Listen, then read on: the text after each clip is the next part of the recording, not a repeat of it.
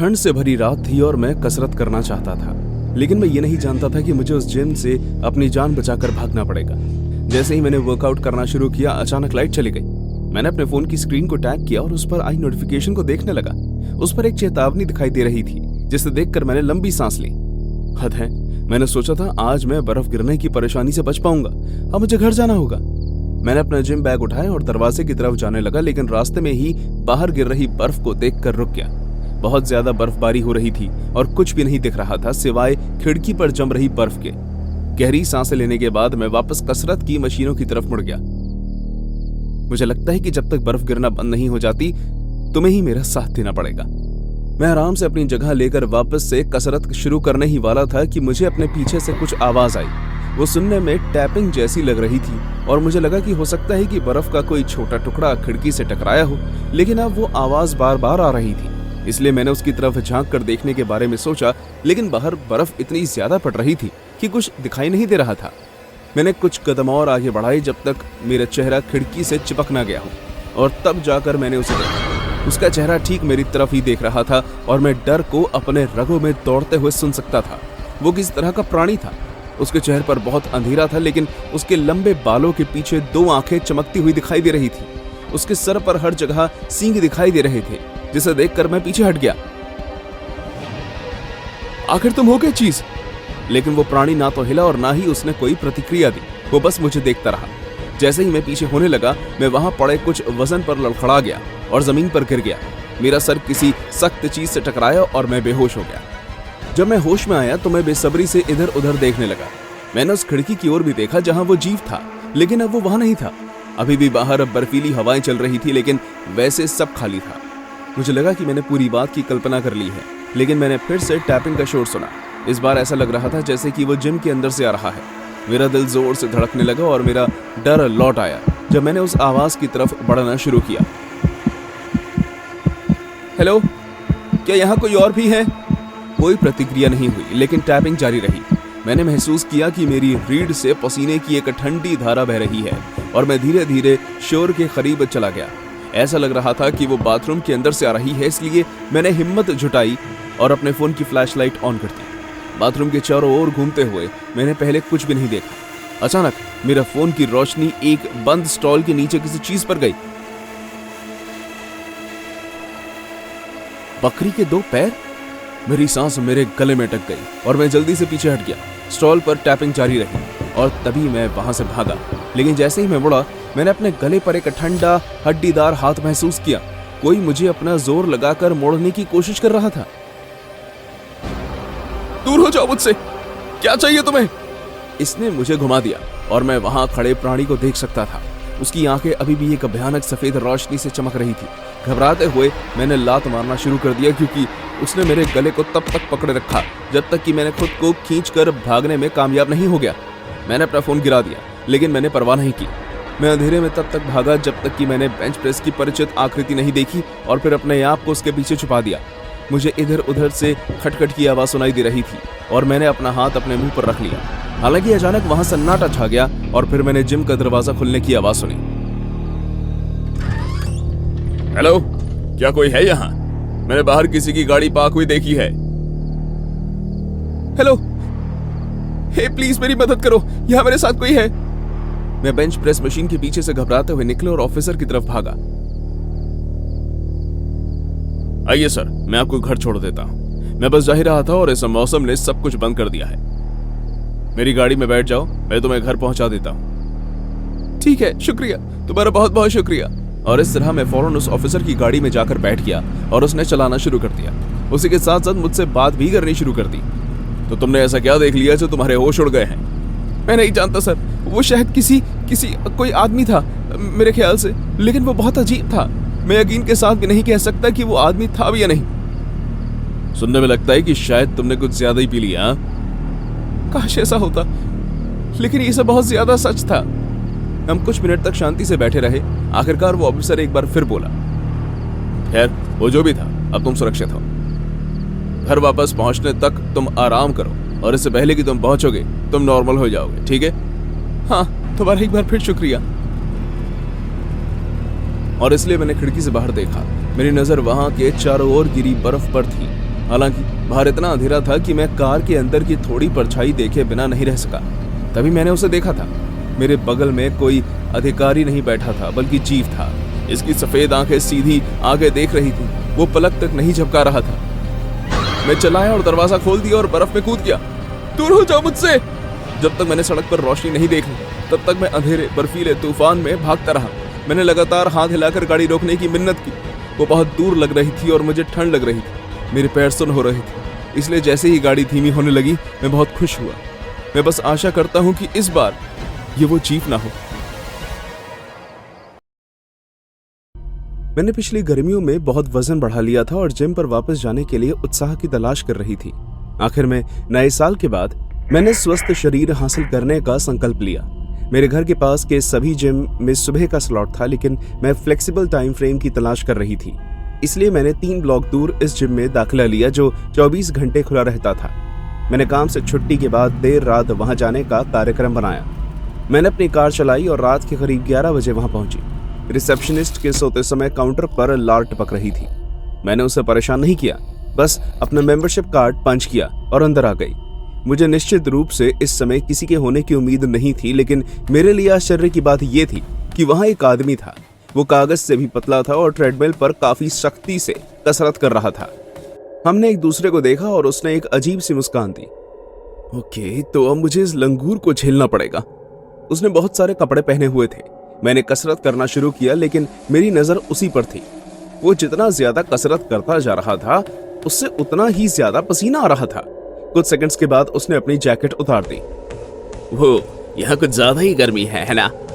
मैंने बात वहीं खत्म करने के लिए बस अपना सर हिलाया। अब एक एक करके वो अपने सारे कपड़े उतारने लगा था। पहले उसने अपनी जुराबें उतारी, फिर अपनी पैंट्स, फिर अपनी टी शर्ट, और अब वो सिर्फ अपने सफेद अंडरवेयर में खड़ा था। ओह माय गॉड, क्या ये आदमी पागल है? वो समझ गया था कि मैं उसे इस तरह देखकर इरिटेट हो रही हूँ, लेकिन उसे इस बात से कोई फर्क नहीं पड़ रहा था, बल्कि वो अपनी हड्डियों के ढांचे जैसी बॉडी को ऐसे शो ऑफ कर रहा था जैसे वो बहुत बढ़िया हो। ठीक है, अब बहुत हुआ, अब टाइम है यहाँ से निकलने का। मैं सीधे वॉशरूम में गई और मैंने अपने रोजाना इस्तेमाल होने वाले कपड़े पहन लिए और जाने लगी। मैंने ये भी तय किया कि मैं इस आदमी के बारे में रिसेप्शनिस्ट को जरूर बताऊंगी। लेकिन जैसे ही मैं वॉशरूम से बाहर निकली तो वो आदमी जमीन पर बैठा हुआ था। उसने अपना चेहरा अपने हाथों से छुपा रखा था। वो रो रहा था। क्या तुम ठीक हो? मैं हमेशा अपनी पूरी कोशिश करता हूँ, लेकिन कुछ नहीं होता। किस चीज की पूरी कोशिश करते हो? इस चीज की लड़कियां मुझे पसंद करें। जो लड़की तुमसे पहले आई थी उसने भी मुझे यही कहा कि वो वॉशरूम जा रही है, लेकिन वो कभी बाहर नहीं आई। मैं जानता हूँ कि उसने मुझे चकमा दिया और पीछे के दरवाजे से निकल गई। लड़कियां मुझसे इतनी नफरत क्यों करती हैं? शायद तुम्हें इतनी कोशिश करना बंद कर देना चाहिए। ऐसा कहते हुए मैंने अपना बैग उठाया कि तभी अचानक लाइट चली गई। ये क्या बकवास? मैंने दरवाजे को लॉक होते हुए भी सुना खतरे की घंटी। Hello, excuse me. उस आदमी ने अपने फोन की टॉर्च ऑन की और मैंने उसे दरवाजे के आगे खड़ा पाया। मेरे रास्ते से हटो। तुम यहां से नहीं जा सकती, मैंने इसे बंद कर दिया है। मेरे पैर लड़खड़ाने लगे। मैं डर के मारे ठंडी पड़ गई जब मुझे एहसास हुआ कि इस आदमी ने क्या कर दिया है। अचानक वो जमीन पर बैठ गया और फिर किसी 4 पैर वाले जानवर की तरह मेरी तरफ भागने लगा। मैं पीछे मुड़कर भागने लगी। मैंने भी अपने फोन की फ्लैशलाइट जला ली और देखा कि पीछे से बाहर निकलने का एक दरवाजा था। मैंने उस पर जोर लगाया और वो खुल गया। वहां से बेसमेंट की तरफ सीढ़ियां जा रही थी। मैंने वो सीढ़ियां ले ली।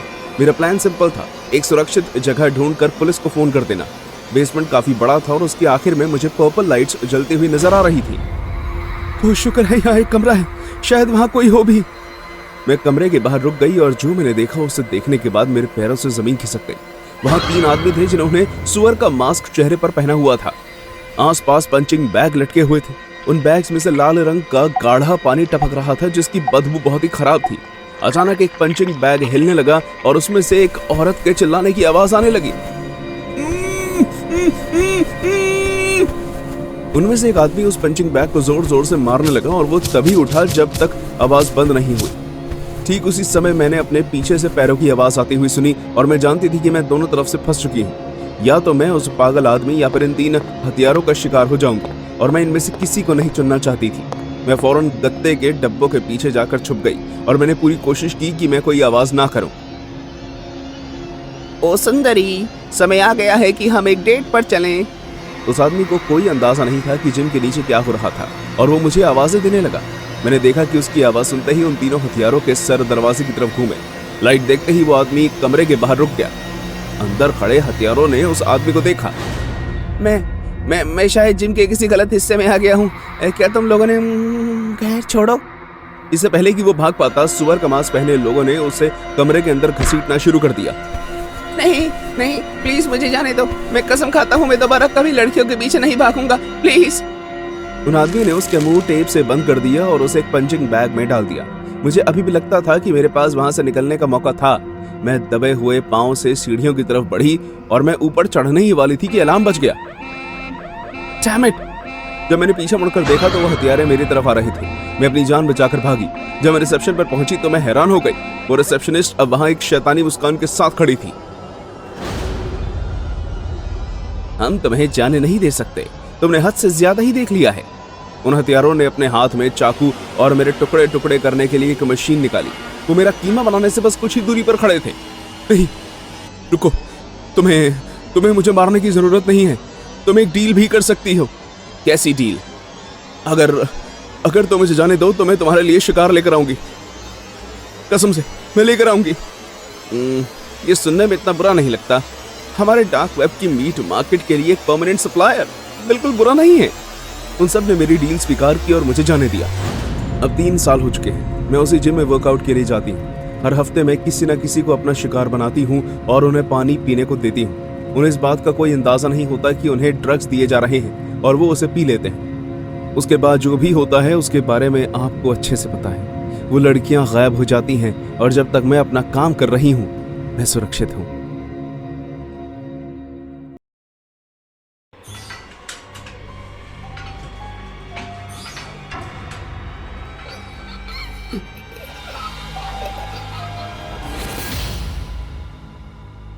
तुम्हें क्या लगता है कि तुम मेरे ट्रेनिंग एरिया में क्या कर रहे हो?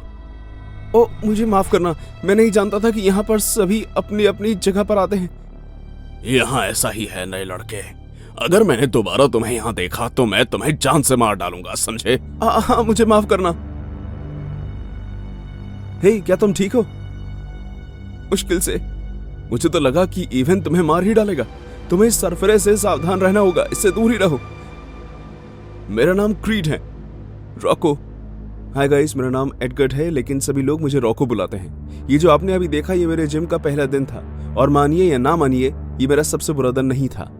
क्रीड से मिलने के बाद मैं सीधे जिम के मालिक के पास गया और उसे मैंने सब कुछ बताया। मुझे माफ करना बच्चे, लेकिन मैं इसमें कुछ नहीं कर सकता।